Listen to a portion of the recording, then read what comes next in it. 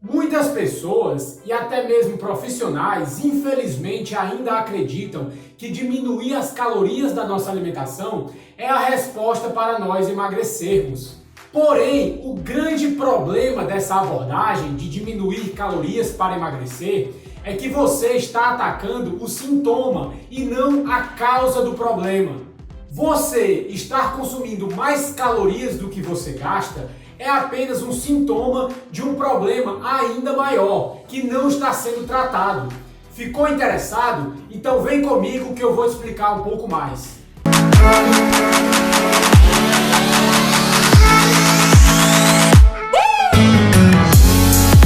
Opa, tudo bem? Se você não me conhece ainda, eu me chamo Bruno Shoa, eu sou nutricionista e também um estudante de ciência nutricional. Eu pesquiso muito em livros e artigos científicos para te trazer o que tem de mais atual na nutrição hoje em dia. E no vídeo de hoje eu vou te mostrar que diminuir calorias não é a resposta para você emagrecer. Esse conceito de diminuir calorias para o emagrecimento vem da primeira lei da termodinâmica, que diz que nós engordamos porque nós consumimos mais calorias do que nós gastamos. Então, fazendo o contrário, nós vamos emagrecer, gastar mais calorias do que nós consumimos. Essa ideia das calorias foi tão entranhada na mente da maior parte da população que, se você afirmar que uma pessoa engorda por uma razão que não seja comer demais ou ser sedentário, parece ser uma loucura. E da mesma forma, parece ser uma loucura você afirmar que uma pessoa pode emagrecer sem contar calorias, sem diminuir calorias e sem fazer atividade física. É incrível como tanta ciência ruim e, por consequência, tantas recomendações ruins tem feito cada vez mais pessoas ficarem com obesidade e problemas metabólicos. Os profissionais não conseguem ver o simples fato de que diminuir calorias não é a solução. Essa noção de que nós engordamos porque consumimos mais calorias do que nós gastamos se prende na primeira lei da termodinâmica. Existem 3 leis na termodinâmica. E essa ideia da contagem de calorias se baseia na primeira lei. A primeira lei da termodinâmica diz que toda energia não é criada nem destruída, apenas transformada. Quando alguns profissionais afirmam que a obesidade é causada por um distúrbio do equilíbrio energético, eles estão afirmando, de uma forma mais abreviada, que a primeira lei da termodinâmica determina isso, porém não determina. A obesidade não é causada por um distúrbio de equilíbrio energético, nem de balanço calórico, e nem porque você come demais. E a termodinâmica não tem nada a ver com isso. Se nós não conseguirmos entender esse fato, nós vamos ficar presos no pensamento convencional sobre o porquê de nós engordarmos. E essa é a grande armadilha. E como eu afirmei mais cedo, a primeira lei da termodinâmica diz que nenhuma energia pode ser criada nem destruída, apenas transformada. E toda massa é energia. Os nossos músculos, a nossa gordura, os nossos ossos, os nossos órgãos, um planeta, uma estrela e até mesmo o Neymar é composto de energia. Então, em outras palavras, essa primeira lei diz que nós não podemos criar algo do nada e nem nada de alguma coisa. O Neymar, por exemplo, não pode ficar mais gordo sem consumir mais calorias do que gasta, porque o Neymar mais gordo e mais pesado contém mais energia do que o Neymar mais leve e mais magro. Então, com isso, ele precisa consumir mais energia do que ele gasta para poder ter esse aumento de massa. E também, em consequência, ele não vai poder se tornar mais magro e mais leve sem gastar mais energias do que ele consome. É isso que a primeira lei da termodinâmica nos diz. Isso é tão simples que o problema de como os especialistas interpretaram essa lei começa a se tornar evidente. Tudo o que a primeira lei da termodinâmica nos diz é que para algo se tornar mais ou menos gordo, mais ou menos maciço, mais ou menos energia tem que entrar do que sair. Porém, contudo, todavia, isso não nos diz nada sobre o porquê isso acontece. Não nos diz nada sobre causa e efeito. Isso simplesmente não nos diz nada sobre o porquê algo acontece. Uma pessoa lógica afirmaria que isso não nos diz a causa, não nos diz o motivo. Para ficarmos mais gordos e mais pesados, nós precisamos comer em excesso. Precisamos consumir mais calorias do que nós gastamos. Isso é um fato. No entanto, a termodinâmica não nos diz nada sobre o porquê isso acontece. Por que nós consumimos mais calorias do que nós gastamos? A única coisa que ela diz é que se nós fizermos isso, nós vamos ficar mais pesados. E se nós ficamos mais pesados, é porque fizemos isso. Para ficar mais claro, imagine aqui que nós não estamos discutindo o porquê de nós engordarmos. Nós estamos discutindo o porquê uma sala fica lotada. Agora, vamos exercitar aqui a nossa imaginação. Imagine uma sala vazia. E cada pessoa que entra nessa sala contém uma certa quantidade de energia.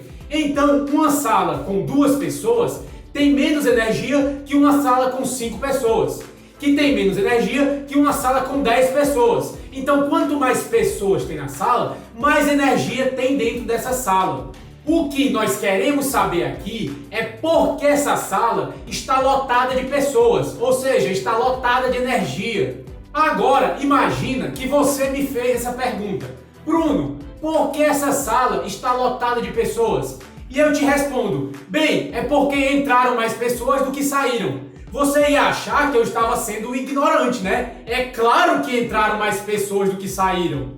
É óbvio que entraram mais pessoas do que saíram. Mas o porquê isso aconteceu?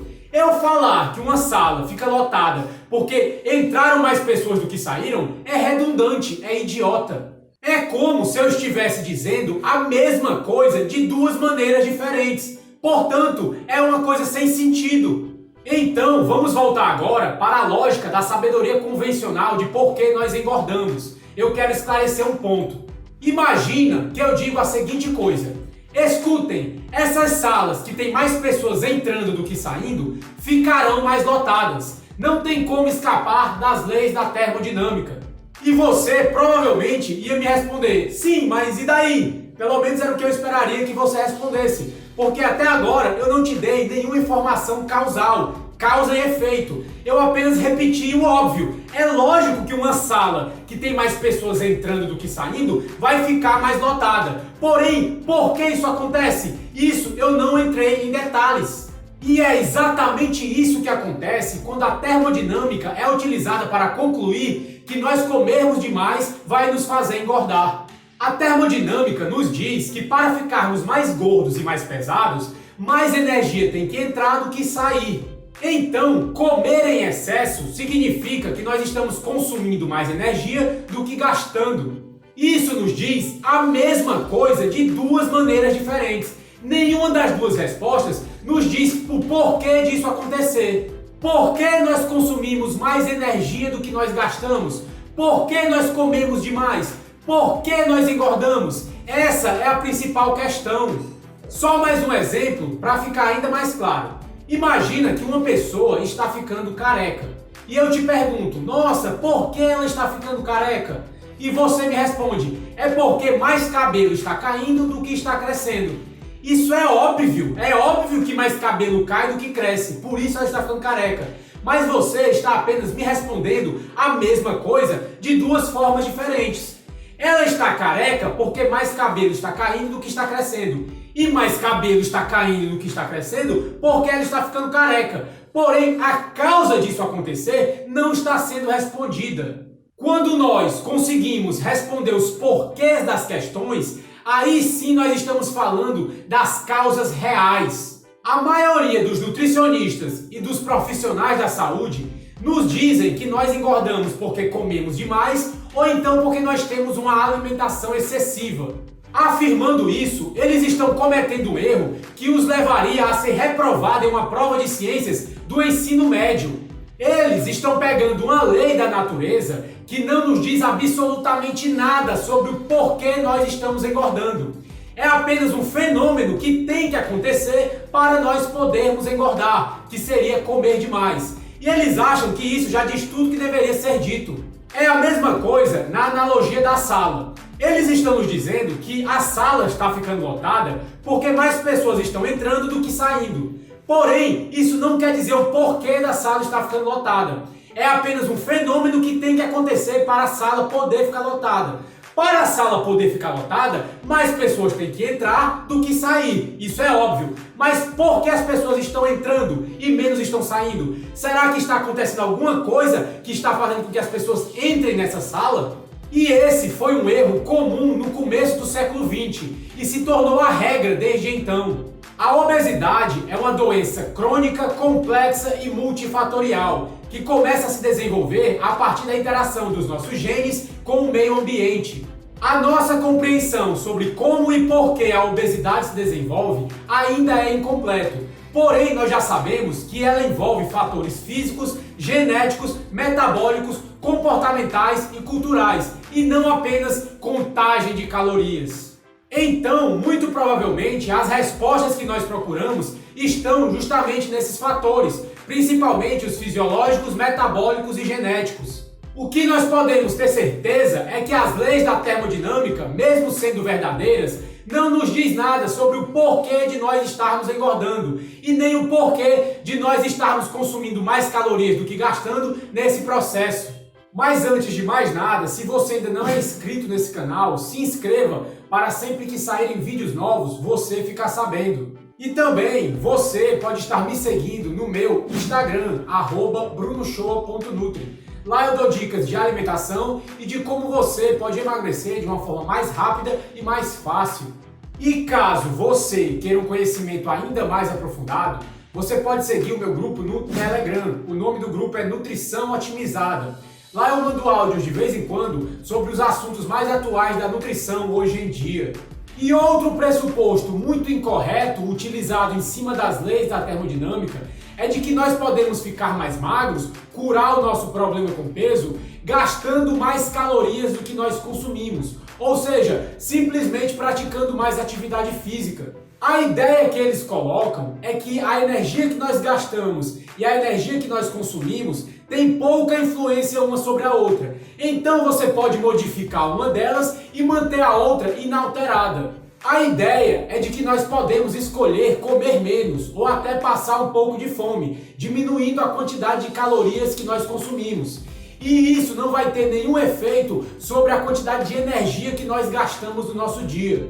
E da mesma maneira, eles colocam que se você gastar mais calorias, ou seja, praticar mais atividade física, isso não vai influenciar na sua fome e nem na quantidade de energia que o seu corpo gasta quando não está praticando essa atividade física.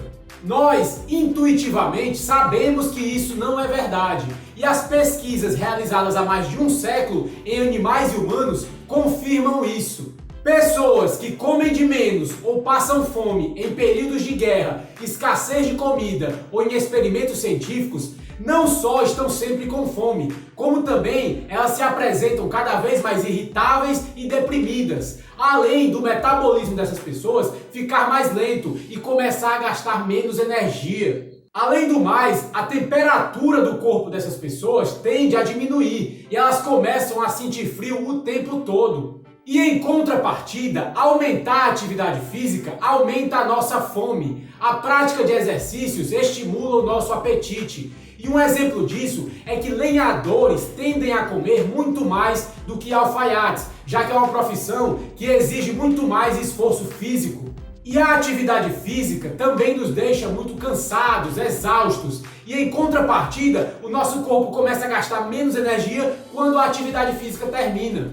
Então, em resumo, as calorias que nós consumimos e as calorias que nós gastamos dependem uma da outra.